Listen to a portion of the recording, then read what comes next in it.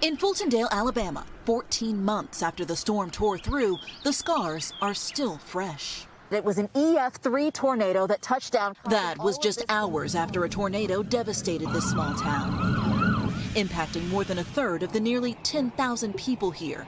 And today, just standing here right now, I'm counting 1, 2, 3, 4, 5 houses that are still damaged, still haven't been repaired from more than a year ago. That's right. Why? It's all about funding.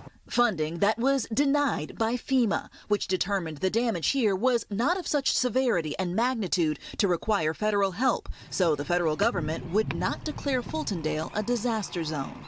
And it's not just this town. An NBC News analysis found this tornado was one of 33 disasters denied FEMA aid over the last 3 years, when the federal government turned down nearly 40% of states' requests from FEMA's Individual Assistance Program, which provides money for people without insurance, covering everything from housing to medical bills. The reason? FEMA says certain disasters are too small for federal help, so state and local governments should step in instead. But Alabama is one of at least 39 states that does not allocate money to rebuild homes after natural disasters. It is frustrating because it kind of leaves you helpless, to your citizens, to the ones that are still damaged and still trying to repair now. But it's a challenge. NBC News found poverty rates are above the national average in nearly all of the areas denied assistance. Arnaldo Vasquez would have applied for FEMA aid. This was your house.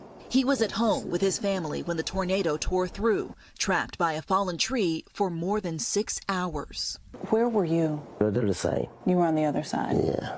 Paramedics had to amputate his leg on the spot to save his life. With no insurance, Arnaldo owes nearly $60,000 in medical bills. No teníamos casa. We didn't have a house. We didn't have clothes, he tells me. Everything had been lost.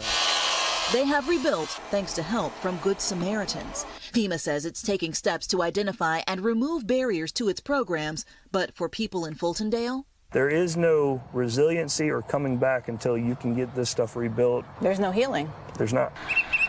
For now, much of this town sits frozen in time and in tragedy. Blaine Alexander, NBC News, Fultondale, Alabama. Thanks for watching our YouTube channel. Follow today's top stories and breaking news by downloading the NBC News app.